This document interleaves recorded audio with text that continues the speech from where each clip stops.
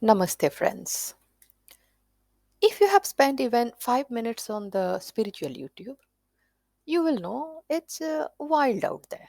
One drink to detox your karmas, one mantra to awaken your chakras, one touch to awaken your kundalini, and one video, and boom, enlightenment. At least that's what the internet told me. And of course, I believed it because I wanted to believe it. Quick, magical, mystical, sorted. I had tried this overnight magic stuff before. Detox syrups, melt fat while you sleep drinks, even some calorie counting plans. They all worked for a bit, but the weight always came back. Then, after years of struggling, something shifted. So, after the staircase moment I shared with you a few days back, this time I chose a more scientific, balanced approach, and slowly it worked. That part of my life is still getting better and lighter. But spiritually, I was still chasing quick fixes, just on a different playing field. My mind, as usual, couldn't sit still. From asking why we exist to reading Upanishads, which honestly made zero sense to me at that time, I dived into all. Then Beer Biceps recommended Autobiography of a Yogi. I ordered it the same evening, mesmerized. That led me to Kriya Yoga. Lahiri Mahasaya, Babaji, Sriyam, all very powerful. But me, I was just overwhelmed. It wasn't their fault. They are all good, very good. And they work for many. But I was like a kid in a spiritual candy store, grabbing everything, digesting nothing. Then YouTube showed me something new, near death experiences. People declared clinically dead, then revived and sharing what they saw. Some saw tunnels of light, some floated above their bodies, some met divine being and felt unconditional love. And I wondered, could that be really true?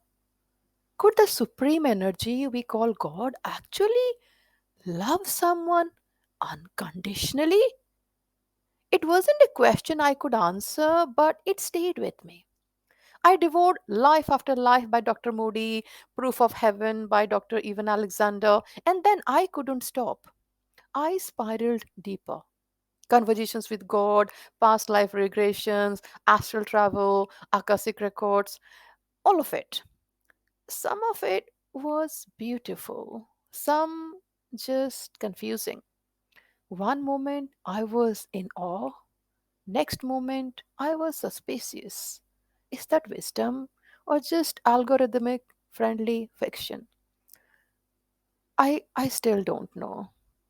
Eventually, though, I burnt out. I closed the book, stopped watching.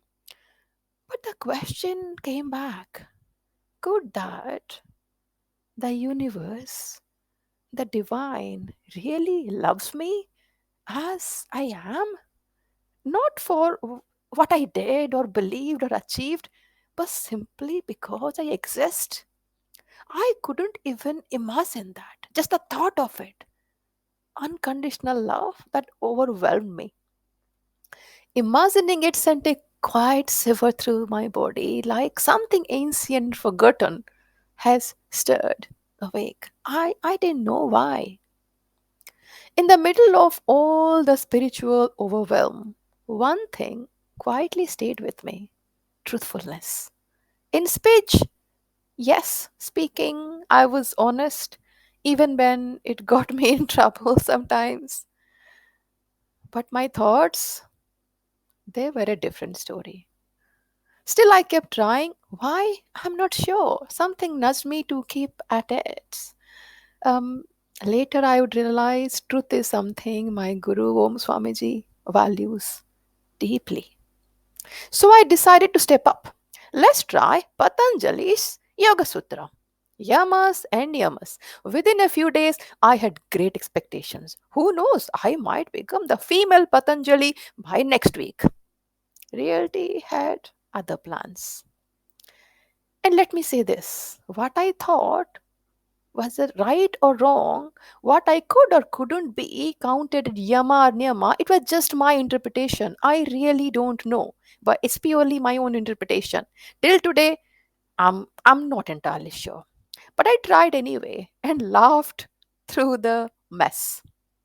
So, my Patanjali experiments. Ahimsa, non-violence. I thought I have turned vegetarian. I rescue bugs. I love animals. I love trees. But then came the honking driver, or my kids asking the same thing for 4 times. Apparently, yelling, even just in your head, counts as hinsa. 2. Next. Next stop, Satya. I spoke it mostly. Like, speaking was the easy bit. But were my intentions always clean? Let's not do a full audit. Actually, let's not do the CCTV footage of my head either. Apparent. Then Asteya, non stealing. No soft lifting, obviously. That was the easy bit.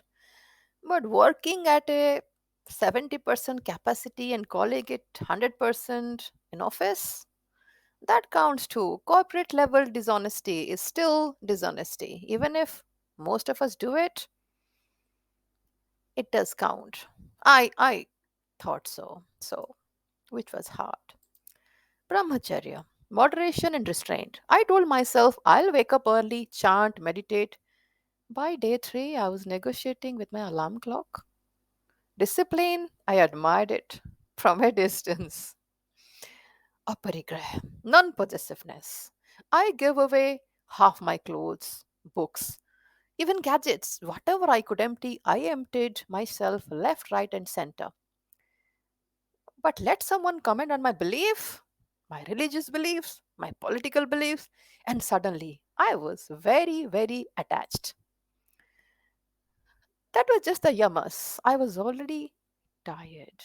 Then came the niyamas. Saucha, purity. Physically, I managed. Mentally, still staring an emotional soap operas. Santosh, contentment. Gratitude, I practiced a lot. True, stable contentment, still loading.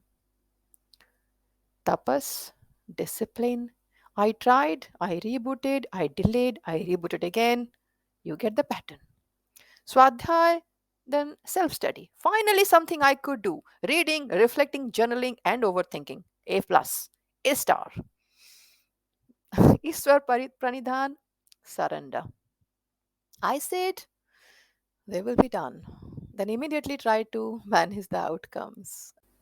At one point, I just sat down and laughed. I couldn't even pass level 1. But deep down, I still wanted to do better. And I still don't know, or I do know now, who planted that desire. Maybe that's where grace begins, with a deep breath and a very messy checklist. Around that time, I had started listening to Osho. Thoughtful, poetic, he made me reflect.